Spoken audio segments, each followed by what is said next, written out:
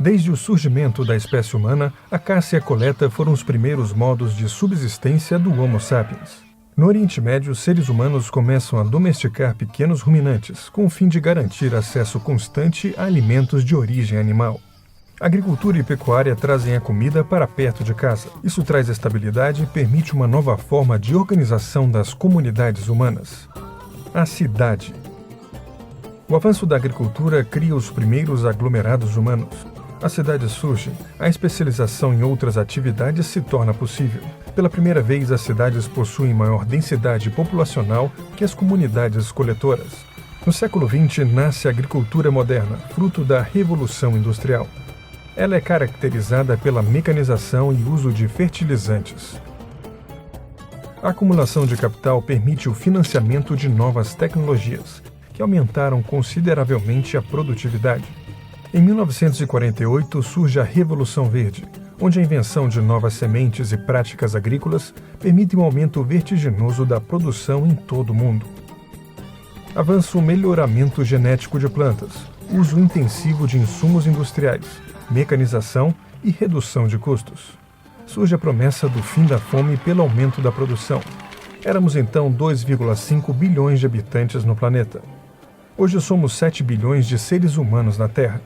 O resultado da Revolução Verde foi o deslocamento da produção de comida para fora das cidades e diminuição gradativa da agricultura tradicional feita em pequenas propriedades. As cidades deixaram de ser centros de produção para serem apenas centros consumidores de comida. As variedades desapareceram e das 10.000 espécies vegetais domesticadas, somente 4 correspondem a 50% do que se consome. Atualmente temos aproximadamente 800 milhões de pessoas famintas no mundo. Estas pessoas, em sua maioria, vivem em cidades, que se transformaram em desertos de comida.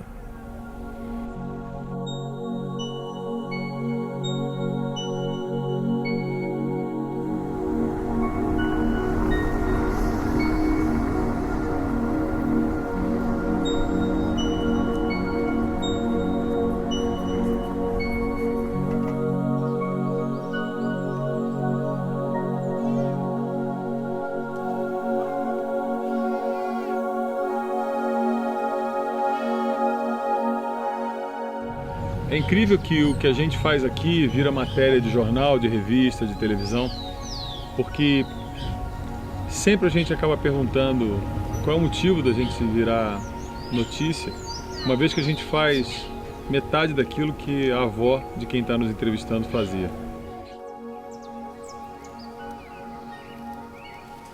Amigos preocupados com o meio ambiente resolveu se mudar para um bairro de Curitiba. Eles criaram lá uma comunidade chamada Casa da Videira e hoje eles produzem tudo o que consomem num pequeno espaço e ainda ajudam os vizinhos. Entre arranha-céus, lá estão a pequena horta e a criação de coelhos, cabras e galinhas, no quintal de uma casa simples. Os integrantes são professores universitários, profissionais liberais, gente que nas horas vagas se dedica ao cultivo de hortaliças. Esse trabalho ele começou com 3 famílias, né? Nós, os Oliver, os Eifert. E esse trabalho começou a chamar a atenção de outras pessoas que começaram a falar, olha, vocês fazem muito interessante, eu quero aprender, eu não sei nada e quero aprender. E vários jovens começaram a se aproximar de nós buscando exatamente isso. Ele falou, olha, então você quer aprender? Então venha trabalhar com a gente. E essa casa, ela se chama Quinta da Videira, que é um centro de experimentos em agricultura urbana, onde a gente desenvolve técnicas apropriadas. Todas as cidades brasileiras fazem pecuária urbana e criam ratos, urubus e baratas. A gente trocou isso aqui, no lugar dos ratos a gente tem os coelhos, no lugar dos urubus a gente tem a galinha, no lugar das baratas a gente tem a minhoca, né? Vem, Esmeralda. Vem, Memetal. Vem, Esmeralda. Vem. Vem. Vai lá. Fecha pra mim, Rodrigo.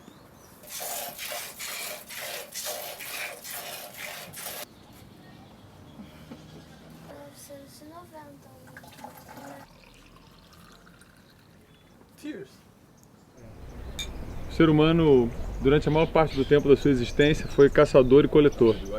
Até que, há 10.000 anos atrás, inventou 2 ferramentas para ter a comida perto de casa. A agricultura e a pecuária permitiram que as pessoas pudessem se estabelecer, ficar no lugar, e isso deu origem às cidades.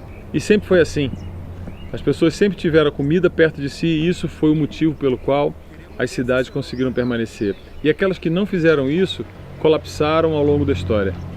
As nossas avós tinham galinha no quintal, todo mundo tinha sua horta, e em propriedades maiores ou menores ninguém deixava de ter alguma coisa sendo produzida e que fazia parte não só da segurança como da soberania alimentar das pessoas.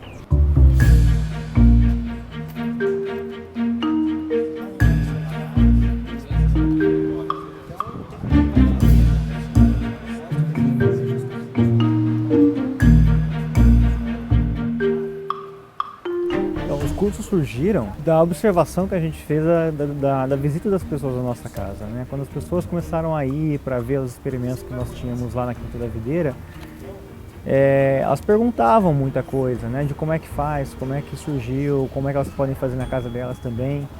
E aí a gente viu que estava na hora de abrir, expandir esse conhecimento que a gente adquiriu, né, ao longo desse tempo, né? E transmitir ele para as pessoas.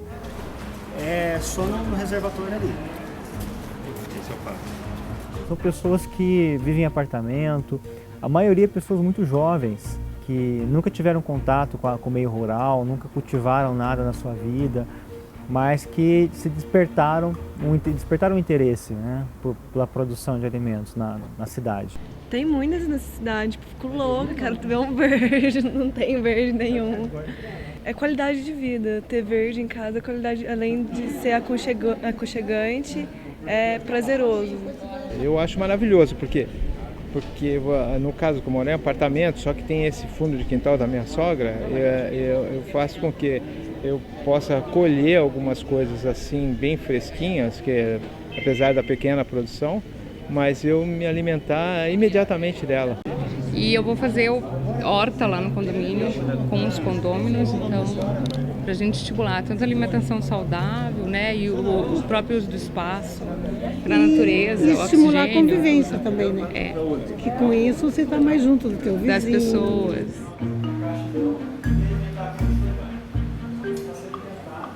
Não haveria razão nenhuma da gente ter a Quinta da Videira, de agregar tanto conhecimento naquele espaço, se não fosse para compartilhar com as pessoas. Por isso a gente percebe que a demanda é grande e que tem cada vez mais e mais pessoas interessadas em fazer e fazer bem feito, fazer com qualidade, tentando tirar o maior proveito possível do seu quintal, e por isso que eles procuram tanta informação. No quintal, a horta orgânica. Para mantê-lo, o grupo segue todos os dias uma rotina de coleta de sobras. Em mercados, shoppings, casas de hortifrutis. Nesse processo que a gente tinha de usar os resíduos do nosso bairro como nutriente, a gente fazia uma série de coletas na vizinhança. Então a gente ia no hortifruti granjeiro buscar todo o resíduo orgânico que eles tinham. O que a gente vai pegar ninguém quer. A gente pega grama, a gente pega pó de café, a gente pega lixo. Ninguém quer, a pessoa fala, graças a Deus, leva. O que para os outros é porcaria, para a gente é ouro. Então do meu lixo cuido eu. E o seu, quem cuida?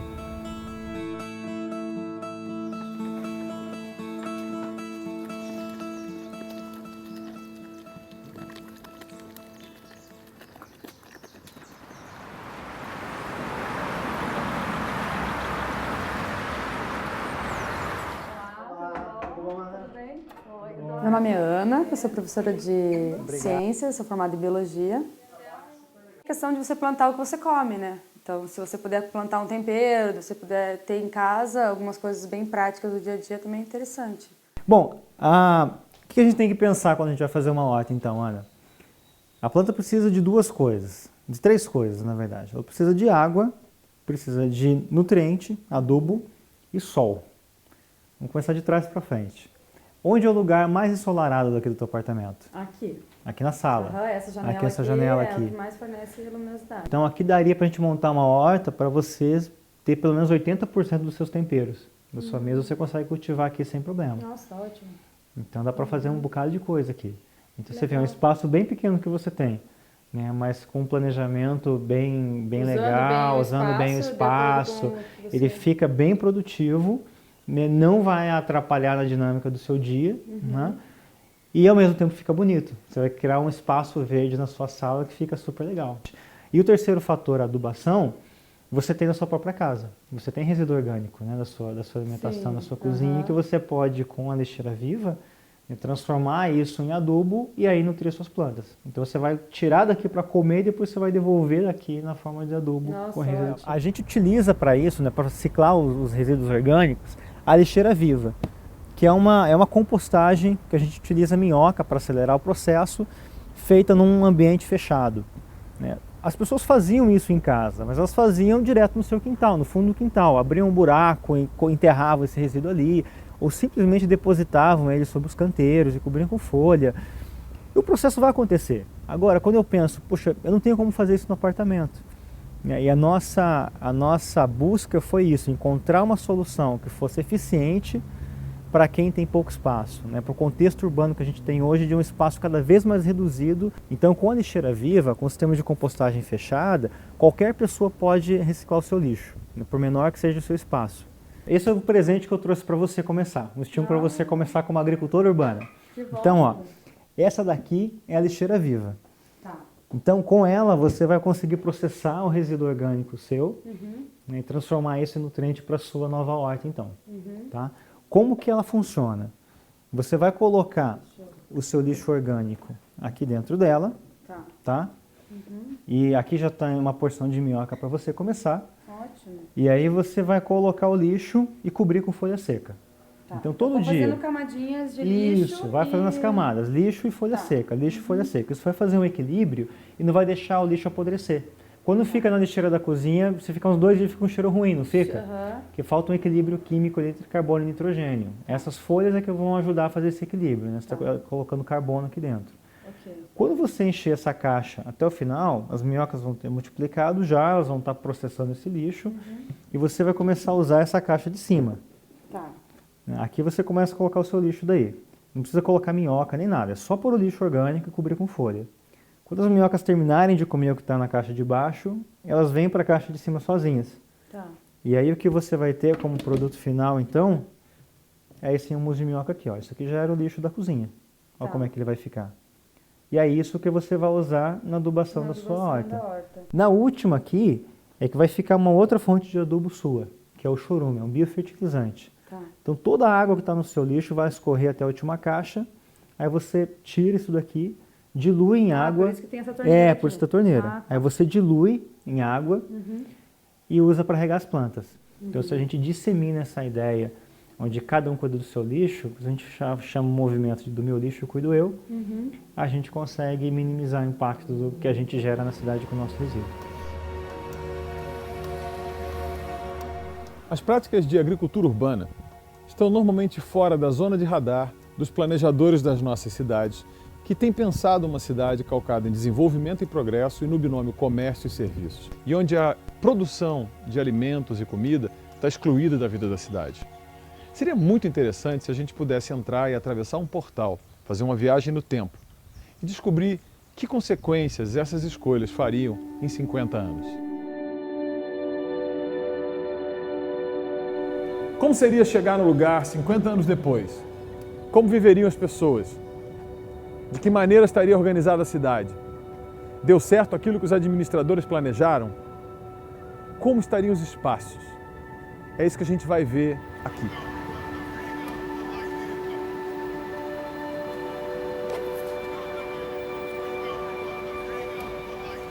Viagens no tempo ainda não são possíveis, mas a gente pode viajar para lugares que há muito tempo fizeram as mesmas opções que a gente tem feito como país.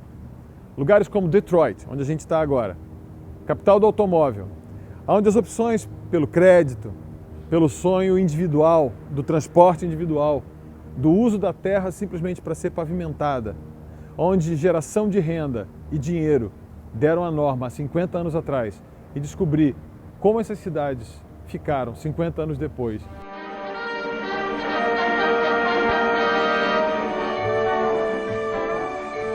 Frequently called the most cosmopolitan city of the Midwest, Detroit today stands at the threshold of a bright new future.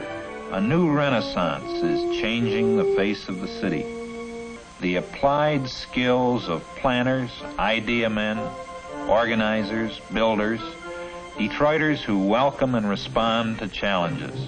and a new spirit of progress matches the vision of its people. Like a stout heart within the city is Detroit industry, the vital pulse beat of technology and resources which has put the world on wheels. Detroit's strategic location, its reservoir of know-how, its ability to deliver manpower, places it in the vanguard of choice spots in which to build, manufacture, and expand. Detroit is unsurpassed for opportunity and growth. The excitement of change, the dedication to progress, social, spiritual, cultural, and material, is equaled only by its 20th century vision. The city on the straits welcomes you to share that vision as it continues to plan, to build, and yes, to dream. It's pretty much official now. Detroit is going bankrupt. The death of a great American city is one of the biggest, if not the biggest, news stories of the week. The city of Detroit has lost nearly 2/3 of its population since its post-war peak. Back in 1950, nearly 2 million people called the Motor City home. Today, that number is barely above 700,000. Signs of decay and neglect are everywhere. Vast tracts of abandoned homes and buildings and vacant lots. O que fez 1.300.000 pessoas deixarem essa cidade? Uma cidade que passou a ser conhecida por causa da sua falência, por seus prédios abandonados, mas olhar para isso não conta a verdadeira história. Existe hoje em Detroit um movimento lutando pelo ressurgimento, que decidiu pensar a cidade a partir das suas bases sociais e da mobilização que eles podem fazer usando como ferramenta a agricultura urbana. Essas pessoas decidiram não acreditar que elas vivem num deserto de comida, mas que a partir das suas próprias casas, das suas vizinhanças, dos parques, elas podem proporcionar para as pessoas comida saudável, vida comunitária e aprendizado que pode garantir o futuro das gerações que com eles convivem. Detroit is undergoing sort of a transformation. We've talked a little bit about urban agriculture in the city. The Greening's role in the urban agriculture movement is really about teaching people how to grow. And you know, in Detroit we have about 20 to 30 miles of vacant space. So we are encouraging people to use that space in ways that will provide them with healthier lifestyles. You know, Detroiters were all about buying cars, pursuing the American dream, and it was all about moving out, you know, and get your own little piece of paradise. Diversification is very, very important, and we were so auto-centric. You know, that was our bread and butter. It's still to this day we are struggling to diversify as a city. We're now paying the price for a lot of those short-sighted goals. So in downtown Detroit, there were actually ribbon farms that were right aligned with the river. And so it was a huge part of Detroit's development at one time. Then, of course, Industrial Revolution happened. And then that became more important and it offset it. But we continue to grow food here. We never stop. North America, we don't. Henry Ford bought the cars here, the car plants. He was asking people to come from the South. Well, they were growers. So when they came, they all had gardens in their homes, whether they were African American or Polish or from whatever background, Eastern European, they bought their gardens with them and their food. And so it was very important to always have your own food just in case. With the depression that hit, it became imperative that people grew their own food. And so after that, everybody had gardens. In the 90s, in the 2000s, it became hip, you know, to have a garden, but there have been people doing it all along. Those are people who don't understand that that's a part of our history. But when we would go around the communities, we found out that a lot of them didn't even have access to fresh food. They had gas stations, they had convenience and liquor stores with old food, outdated food. And so it's imperative that we really get our people to grow their own food for a better quality of life. It's cheaper, it's healthier, it develops community, it restores our neighborhood, it brings beauty back. It gives us a connection back with the land, right? Because we've become detached. And so growing food is so much more than just gardening. It's a lifestyle. You know, if you can't feed yourself, you can't free yourself.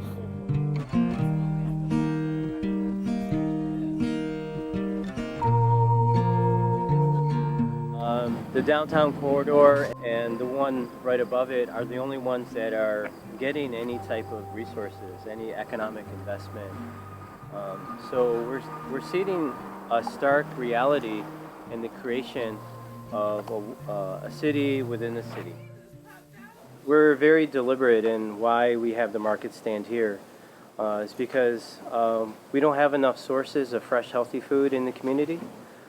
Too many of us go to corner stores and gas stations to get food and fast food restaurants.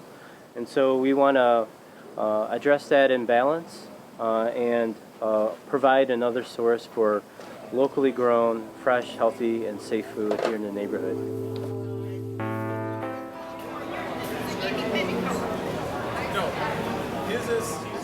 Nós estamos no Eastern Market. Eastern Market é o lugar onde as pessoas de Detroit há muitos anos podem encontrar produtos basicamente do estado de Michigan, mas muito mais dos fazendeiros em volta da cidade. Um dos movimentos que passou a acontecer aqui foi a entrada do pessoal da agricultura urbana, que tem os seus estandes onde eles podem também oferecer seus produtos. A diferença entre simplesmente ir no supermercado e consumir aqui é que aqui você está dando a chance para que o pequeno produtor possa manter, primeiro, a riqueza local.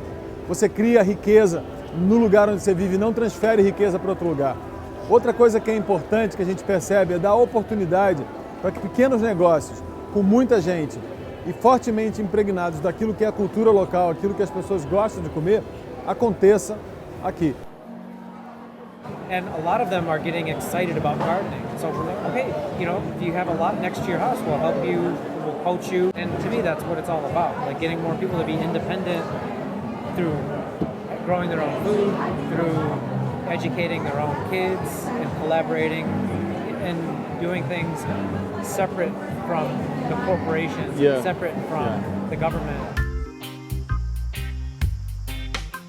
A gente está no Rouge Park, um parque como o Ibirapuera em São Paulo, como o Barigui em Curitiba, e aquilo que estava abandonado, com mato crescido, graças à negociação, foi transformada numa fazenda e que tem o foco de colocar comida saudável, de qualidade na mesa das pessoas, num preço que elas podem pagar nas feirinhas que eles fazem de agricultura urbana. So, welcome to D-Town Farm. This is a 7-acre farm in Rouge Park in the city of Detroit.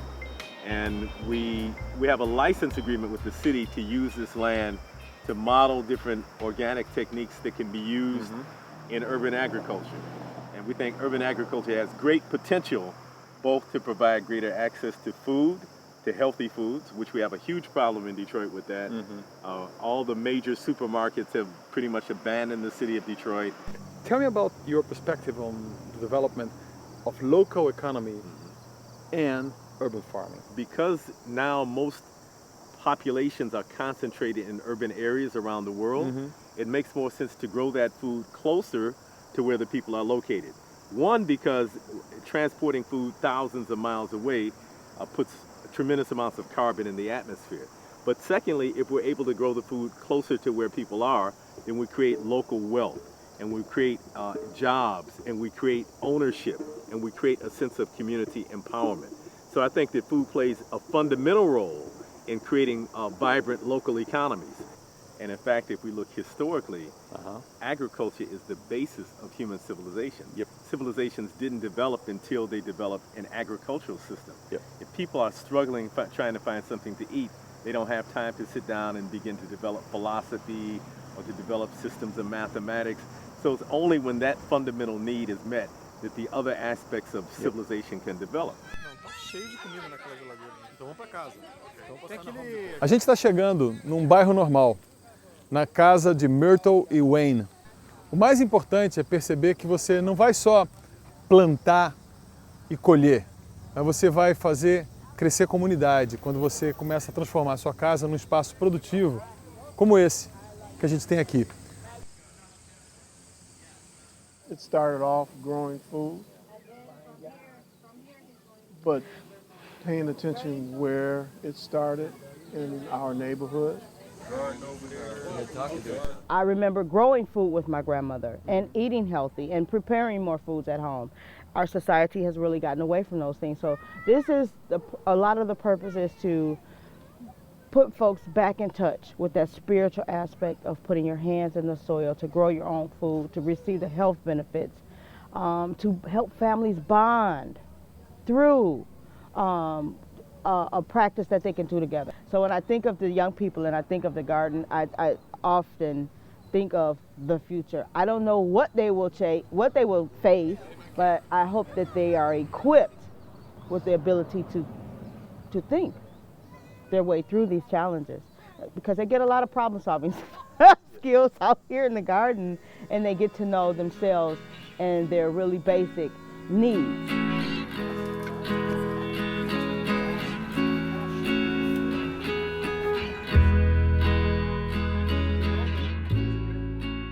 Agora, por que fazer agricultura urbana no fim das contas?